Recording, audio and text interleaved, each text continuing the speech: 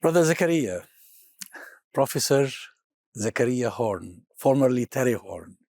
It's a great honor, and thank you very much for agreeing to talk to me. Now, I want to hear from you how your journey to Islam started. It started very badly. What had happened was that my wife, with whom I was very much in love, and we'd been married about 30 years, and she was raising money for charities by running marathons. And training for the London Marathon, she was hit by a car and killed. Oh my God. And I had some students who were Muslim students. They were doctors from the hospital nearby in Blackpool. And they heard on the radio that what had happened. And they guessed that it was my wife. I think I probably talked a lot about her in my lectures and teaching. And so they realized. You were teaching those doctors? I was teaching those doctors, yes. They were. It was at the time when the government were trying to encourage doctors to take more responsibility for the management of hospitals rather than being administered from the central government. When did this happen? This happened in 1997. And so what happened was a group of Muslim doctors, they rang the university and asked for my address because it was their custom to go to the home of someone who'd been bereaved. And of course, the university, in very British style, would not disclose personal information and so on. So undeterred, my doctor students got into a car, drove here to Preston. They knew I lived somewhere north of Preston. And they began driving north, stopping and asking people about this incident. And often they found people who knew about this terrible thing that would happen. And what afterwards they told me was they were struck by the fact that everyone who gave them directions said, and just follow the light. Follow the light? Just follow the light. The reason for that was that my house in just outside Lancaster is on the top of a hill, so we have no need of curtains. So whenever the lights go on, locally it's known as the lighthouse. Everybody can see it. Like everyone can see it for miles around. And the children used to be teased that they lived in the lighthouse. But that night the lighthouse was very important because eventually found the house. It was raining very badly and it was very dark. I don't remember too much about that night. But lots of other people were also making their way to the house, particularly friends and students and colleagues of Carolyn's, my wife. And eventually they found these student doctors hiding out of the rain under the bushes. Obviously they didn't quite know what the protocol was, and so they took them and brought them inside. What I understand happened, because I was busy having to go and identify my wife's body and so on. So that was on the day of the accident This itself? is the very night of the accident. Particularly, my wife was a Quaker, and the Quakers in particular wanted something good to come out of Carolyn's death. And they asked their students, so what are you doing here? Why are you being doctors here when clearly there's greater need for doctors in your own country? And students explained that they had come from a part of northwest Pakistan, which was full of refugee camps because Russian military had gone into Afghanistan. There were many refugees. Peshawar, that's in Peshawar. Yeah, that's right. But not a problem initially because the Americans also moved into northwest Pakistan, presumably to stop the Russians coming through. And they provided all the Medicare for the refugees and so on. But when the Russians went home, the Americans went home, suddenly there was a large body of people who needed medical attention, but there was no medical facilities. And these students had come to train in how to be hospital doctors. And to return to return there. And what they discovered, unfortunately, was that system they were trained in, it was the nurses who gave the care, not the doctors. That's the system we have here. Doctors diagnose and manage the work, but the care is delivered by nurses and paramedics. And they knew that no father, no husband was going to allow their wife to work in a hospital, particularly dealing with male patients and so on, that was not going to work. So they decided that they would stay here, work here, and just earn as much money as they could and send the money home. So the Quakers said, if we can arrange for a hospital in the name, the memory of Caroline Horne, and we can arrange Christian nurses to work there and so on, will you go back and be doctors there? And they all agreed. And they said, and we have friends in the Middle East, in Canada and so on, they will come if you can. So the Quakers did that. And they asked me, the Muslim asked me if I would help to manage it, because I was teaching the management here, that I would be.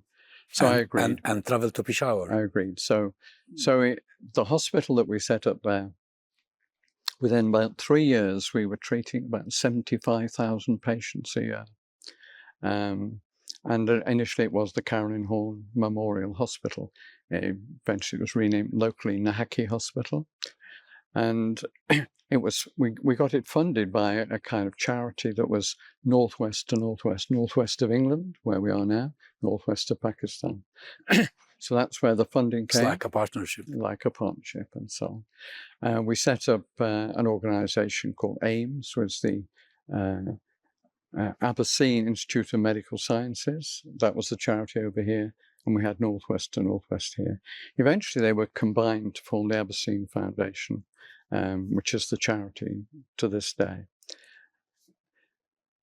What happened with the hospital was that some alleged Muslim terrorists put a bomb in the American embassy in Nairobi.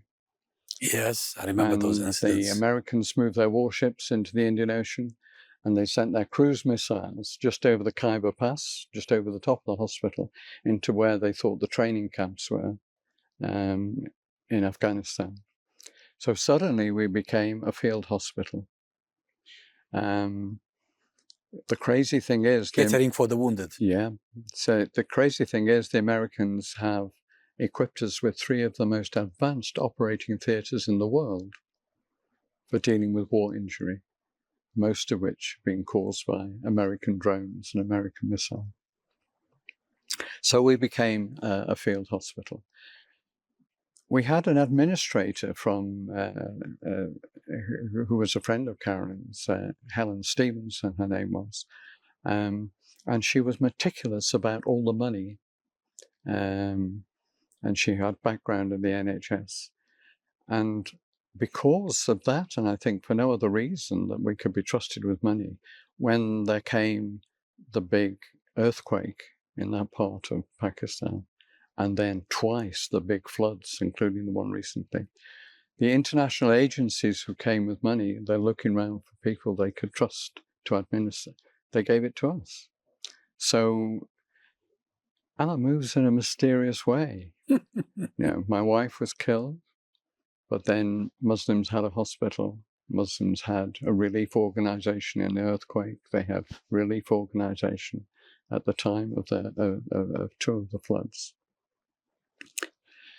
And we've recently just come back from that work. But one of the things that we could not do with any amount of American operating theatres was mend the minds of people who'd seen their children drowned or killed or blown up. Trauma. The trauma. There was no history of trauma therapy in that area. We found in Peshawar city, which is the next big city, a clinical psychologist who was willing to come back to the UK to train in trauma, because she was tired of her job of just doing tests and measurements and giving them to male psychiatrists to do all the work. She was quite interested in doing that work. And she was travelling backwards and forwards. between the UK and our hospital in Peshawar. A Pakistani herself? Yeah, and one day the brothers came and they tapped me on the shoulder and they said, "Excuse me, Brother Terry, you can't do that here." What can't I do? What am I doing? No, you mustn't do that. What have I done? We've noticed that every time Fakran comes back to the hospital, you are following her everywhere with your eyes. You're not allowed to do that here. If you have feelings about Fakran, then you should talk to the family. I said, what I said, talk to the family about what? Oh, well, you would have to be married. I said, I can't marry her. I'm not a Muslim. And all simultaneously they said, what? You're more Muslim than we are. I said, well, they said, Islam is about what you do. If you look at your life, it speaks for Islam. And they said, how many gods are there? I said, well, only one that's worthy of worship. And they said, and who was his latest messenger? I said, Muhammad, peace be upon him, if I can say that. And they said, that's it. Welcome to Islam. So they took me to the family. The father was not very pleased with the idea that his daughter should be married to me, but all the brothers spoke for me, talked about my life and work and how they thought it was very Islamic. And to cut a long story short, it was agreed that a marriage ceremony in which I also would answer to the vows which the Imam would require would take place. So I became married and I became a Muslim. When was that? Say again? I mean, your wife had the accident in 1997. My first wife. Your first wife. And then you got married and became a Muslim which year? It took how long? That was now 19 years ago, whatever your arithmetic is. So it would have been about 5 years after the hospital. 2001. Nearly. Yeah. So again, Allah moved in a mysterious way. He found me another wife. And then began really the present work that we have. That's the kind of past history of how I came to be a Muslim. But for example, when we came back here, there were then 13 mosques in Preston, and no English was spoken. So I couldn't learn anything about Islam by going to them. They spoke Gujarati, Urdu, and Arabic, but there was no mosque speaking English. And also, there was no mosques for my wife to go to. So that began this project here, really. And so we set up a mosque here where the ladies' mosque is as big as the men's mosque. It's exactly the same size, and a separate floor, obviously. And also, our language, our teaching language, and our khutbah language is English. And very quickly, we had people here whose native own language, 39 different languages, because partly from the university here attracts students from everywhere. So suddenly we had people speaking 39 different, could all come here. And that number, I've just checked, there's now 52. There are 52 native languages spoken in city mosques. But we use English. And because we use English, we are the natural place for converts. And many, many people have converted to Islam since we started the mosque here. So it would seem to me that although the conversion to Islam was because of the marriage, but you took it seriously right from the beginning.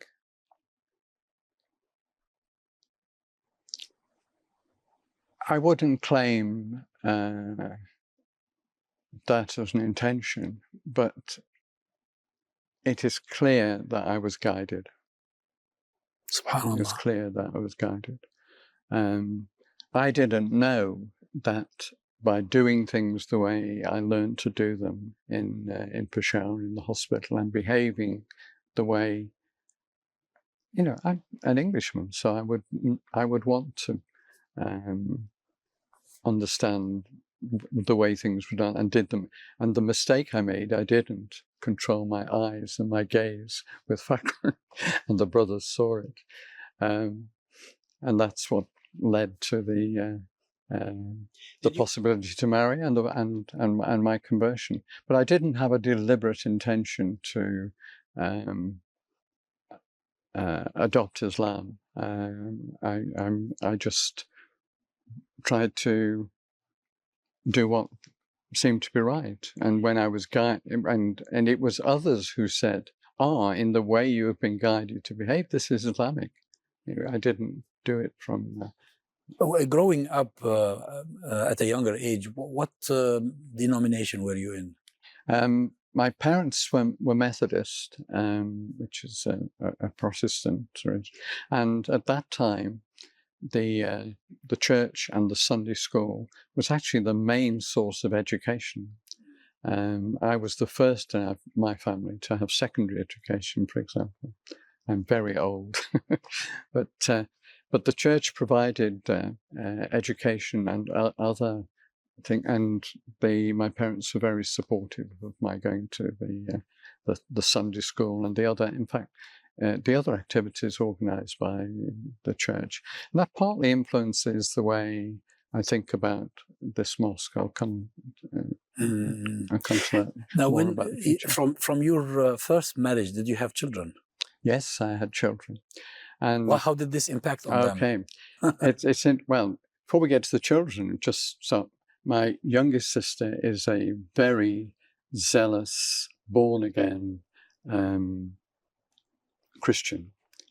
She belongs to a very spiritualist, evangelical church. My brother, and particularly his wife, are very active in the formal Church of England church here. And my oldest sister, she is agnostic and very skeptical about all organized religions, and with good reason if you talk to her. So that's my immediate family. My son and my daughter. My son has virtually paid for all his studies by singing in church choirs. He's a cathedral chorister, and he's still a cathedral chorister. So he's very into the established cathedral church here. And my daughter has followed her mother as a Quaker, and is a very active Quaker, and in that role runs orphanages and schools and so on in Madagascar. So my family is very rooted in the Christian tradition, and yet they've been absolutely embracing of my conversion to Islam. No problem. So, no problem. And so that was one area of problem that wasn't a problem. The area I thought was going to be a really big problem was alcohol. You have to know that I was in the vanguard of encouraging the brewing of beer in this country by homemade methods, and revitalizing pubs that were being bought out by large combines and wanting to serve lager rather than traditional British beer. So I was involved in an organisation called CAMRA, the Campaign for Real Ale, so beer and was that, and refurbishing pubs, which had gone. I had a whole business which was involved in refurnishing public houses, and then I wanted my pubs to be family pubs. But there was nothing for the women to work. So the women would rather drink wine. I became very interested in wine. I organised wine tours to various places in France, and then and what about Scottish whiskey? We had whiskey tours and so on. So my life was absolutely rooted in alcohol, and it was interesting when I was in Nahaki in the tribal area there, and I compared to it, my first thought was, oh my goodness, what about the beer? What about the alcohol? And do you know, I am totally surprised it has not been a problem. Oh, you just left not everything. been a problem. Occasionally, and because there are many traditions here. If somebody's been congratulated, baby's been born, somebody married, you have a toast, and it's normally champagne or sparkling wine and so on. Sometimes then I have a little twinge, but I'm happy to drink sparkling water and green tea. So that's not been a problem. And everybody thought that was going to be the big problem. Well, clearly from the history. But apart from that, were there any challenges in that conversion or after that conversion? I think the biggest challenge was, I think because I'd always been expected, I was the oldest in the family, I was always been expected to know better, right? Time you knew better, grow, whatever. And so the challenge for me was to know better about Islam, but how to find out when nobody was teaching in English. I mean, it was a real difficulty. And although we're talking about a period, 2001, Islam had already been well established in this country with Islamic centers. Yeah, exactly. But nobody was teaching Islam in English to converts. So that's in a way has been the whole point of this project. Here we had a lot of help from the Green Lanes Mosque in Birmingham, who had run a similar, had faced similar difficulties before us. They helped a lot, and they'd also helped to get an English-speaking mosque north of here in a small Lancashire town, and they came and they helped. And so that's where we are at the moment. I don't think it's enough in my view. I suppose because of what I'd seen happening and the way the mosques worked and the Muslims worked in northwest frontier province in Pakistan. For example, I think one of the biggest impacts we had by way of dawah locally in the community here, we had a flood, not on the scale of the one in Pakistan, in a small place called Kokomo. And hey lads, hey, let's go and help. And the impression on the local people and on whoever was around with cameras or whatever these days and so on, that the first people on the scene rolling up their shalwar kameez and wading into the water were Muslims. I thought, yeah, this is worship, this is dawah, this is witness, right? And we don't evangelize as Muslims, but surely we can let our lives speak. Yeah. And I think now, going forward, I've seen how difficult it has been when we've been trying to help now other people set up mosques, and we've been going to communities, and the communities locally, through their planning process, have objected, and they've said to us, "What's in this for us? We'll have all your traffic, all your late night this, all your early morning prayers, all the car parking stuff. So what do we get out of this? Why should we give permission for a mosque in our community?" And and they took it. You're taking over our churches, our church halls. They have been traditional places for us of community. Do you know what? I think I would love it if what in the future is we take over some of the Christian roles of churches here. So the Christian, a church here would be available to a community in the event of anything that happened, a place of refuge. right now, it would be a place. The churches around here, such as are left, they are warm spaces. They're declared warm spaces. People who are cold can come. Even now we have problems they with even power. serve the refugees. Oh yes, even we have power. We have power shortages. We have climate change, whatever. But people are welcome in a church. The church hall provides community facilities. It provides education. It provides Boy Scouts, Girl Scout training for young people. And you'd like to see the mosque I would like play to the see same the role. mosques take over a similar role. If I had my way, every mosque would have parked outside, right, a four-wheel drive vehicle with a boat on the top and with a team ready to go, a first response team. Interestingly, the secretary here has volunteered to be the first responder team leader. So, but if every mosque had something like that, then then we could show that we are walking our own talk. That we're not just people who recite. No, we do what we say, as opposed to just saying what other people should do. So I would like that to be the case. And if we're going to build new mosques, look what's happening in Ukraine at the moment. Yeah. In these churches that we're taking up, they nearly all have a place called the sanctuary. Over hundreds of years, churches have been a sanctuary for people to hide from oppression, from all kinds of things. So hey, why, when we're going to build mosques now, why don't they have a basement that is bomb-proof? And why don't we use heat pumps to heat them which require filtered air, so people can take refuge, can get sanctuary from germ warfare, from nuclear fallout, and so on. And if you think I'm just being fanciful, just look at what is happening in Ukraine. True. It can happen anywhere else. And, where are our mosques in that? No. Well, Brother Zakaria, it's been a pleasure talking to you. Thank you very much. You're very welcome.